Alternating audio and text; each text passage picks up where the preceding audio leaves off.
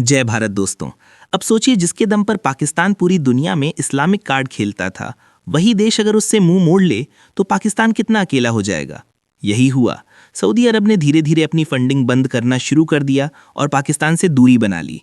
यहाँ तक कि 2020 में जब पाकिस्तान के विदेश मंत्री शाह महमूद कुरैशी ने सऊदी अरब पर खुलकर आरोप लगाया कि वो कश्मीर पर कुछ नहीं कर रहा, तो सऊदी अरब गुस्से से लाल हो गया। उसी साल सऊदी अरब ने पाकिस्तान से तुरंत अरबों डॉलर का कर्ज वापस मांगा। अब जरा सोचिए दोस्तों, पाकिस्तान की हालत तब क्या रही होगी। एक तरफ कर्ज का बोझ, दूसरी तरफ मदद करने वाला दोस्त भी हाथ खींच ले।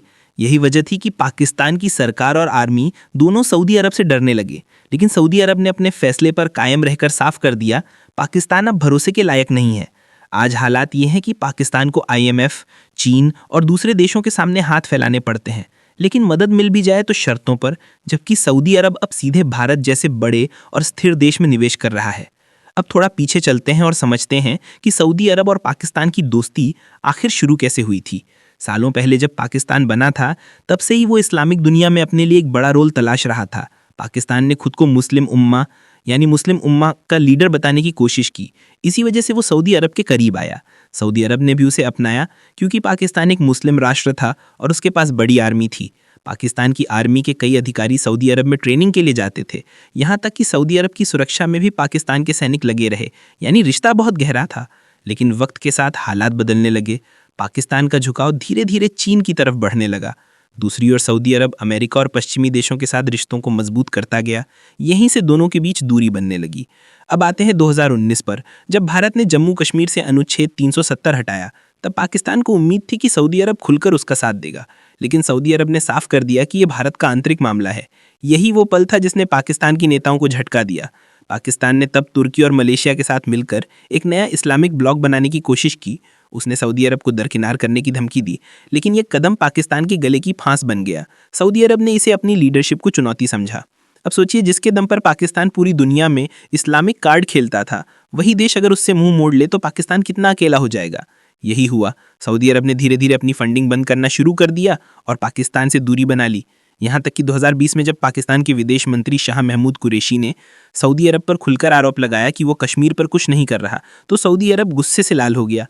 उसी साल सऊदी अरब ने पाकिस्तान से तुरंत अरबों डॉलर का कर्ज वापस मांगा। अब जरा सोचिए दोस्तों, पाकिस्तान की हालत तब क्या रही होगी। एक तरफ कर्ज का बोझ, दूसरी तरफ मदद करने वाला दोस्त भी हाथ खींच ले। यही वजह थी कि पाकिस्तान की सरकार और आर्मी दोनों सऊदी अरब से डरने लगे। लेकिन सऊदी अरब ने अपने फैसले पर कायम रहकर साफ कर दिया, पाकिस्तान अब भरोसे के लायक नहीं है। आज हालात ये हैं कि पाकिस्तान को IMF, चीन और दूसरे देशों के सामने हाथ फैलाने पड़ते हैं। लेकिन मदद मिल भी जाए तो शर्तों पर, जबकि सऊदी अरब अब सीधे भारत जैसे बड़े और स्थिर देश में निवेश कर रहा है। दोस्तों, अब जरा भारत का रूल देखिए। भारत ने कभी पाकिस्तान की तरह चिल्लाकर या धमकी देकर सऊदी से रिश्ता बनाने की कोशिश नहीं की। भारत ने चुपचाप व्यापार बढ़ाया, तेल खरीद फरोख्त को मजबूत किया और अब अरबों डॉलर का निवेश अपनी तरफ खींच लिया। यही कूटनीति का कमाल है। जहां पाकिस्तान ने रिश्तों को भावनाओं और धमकियों के आधार पर चलाया, वहीं भारत ने रिश्तों को भरोसे और व्यापार के आधार पर खड़ा किया। नतीजा सबके सामने है। सऊदी अरब और भारत के बीच बनने वाला ये नया रिश्ता पाकिस्तान के लिए सबसे बड़ा झटका है। पाकिस्तान को अब समझ आ रहा है कि सिर्फ धर्म के नाम पर कोई भी रिश्ता हमेशा के लिए नहीं टिकता। असली ताकत है भरोसा, स्थिरता और आर्थिक मजबूती। अब पाकिस्तान की मीडिया तक ये मान रही है कि सऊदी अरब के साथ रिश्ता टूटना उनकी विदेश नीति की सबसे बड़ी असफलता है। वहाँ के एक्सपर्ट कह रहे हैं कि अगर पाकिस्तान ने सऊदी को नाराज़ ना किया होता तो शायद आज भी अरब देशों से उसे मदद मिल रही होती। लेकिन अब हालात ये हैं कि पाकिस्तान की हालत दिन ब दिन और ख़राब होती जा रही है।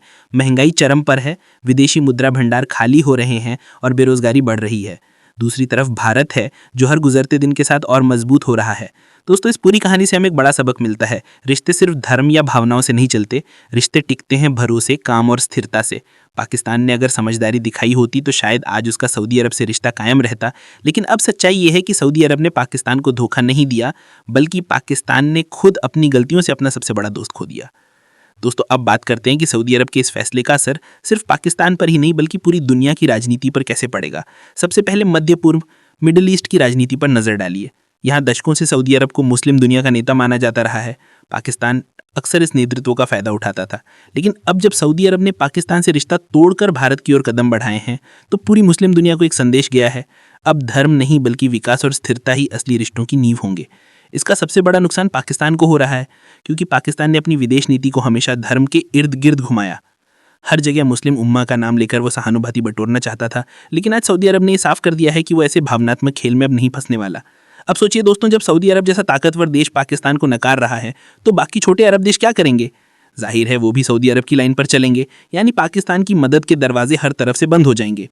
यहाँ एक और दिलचस्प पहलू है, पाकिस्तान के अंदरूनी हालात। वहाँ की जनता पहले ही महंगाई और बेरोजगारी से त्रस्त है।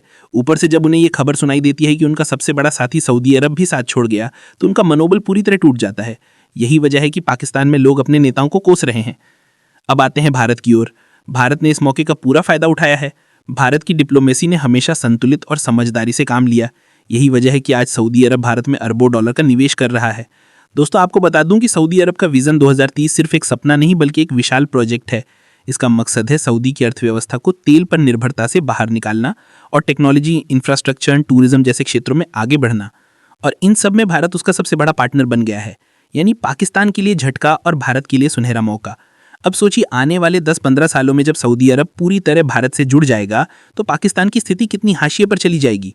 यहाँ पाकिस्तान का एक और झूठ सामने आता है। सालों से पाकिस्तान अपने लोगों को ये कहकर बहलाता रहा है कि सऊदी अरब हमारा सबसे बड़ा दोस्त है, हमें कभी अकेला नहीं छोड़ेगा, लेकिन हकीकत आज सबके सामने है। दोस्तों, पाकिस्तान के नेताओं ने खुद अपने देश को इस हाल तक पहुंचाया है। भ्रष्टाचार, आतंकवाद को बढ़ावा और कूटनीति में नासमझी, यही वे कारण हैं जिनसे सऊदी अरब जैसे दोस्त ने भी उसे छोड़ दिया। अब सवाल ये उठता है कि पाकिस्तान आगे क्या करेगा। शायद वो चीन की गोद में और गहराई तक बैठ जाएगा, लेकिन याद रखिए, चीन कभी किसी को मुफ्त में कुछ नहीं देता। चीन सिर्फ अपने फायदे के लिए पाकिस्तान का इस्तेमाल करेगा, जैसे वो पहले करता आया है। दूसरी ओर भारत है, जो चुपचाप अपनी ताकत बढ़ा रहा है। भारत और सऊदी अरब की दोस्ती का असर न सिर्फ एशिया में बल्कि दुनिया की राजनीति में दिखने वाला है। अमेरिका, यूरोप और बाकी बड़े देश भी इस साझेदारी को लेकर उत्साहित हैं। यानी साफ है, पाकिस्तान के लिए अब कोई रास्ता नहीं बचा। तो दोस्तों, इस कहानी का सबसे बड़ा सबक ये है कि दुनिया में वही देश आगे बढ़ता है जो भरोसेमंद हो, जो अपने वादों पर खरा उतरे और जो स्थिरता दिखाए।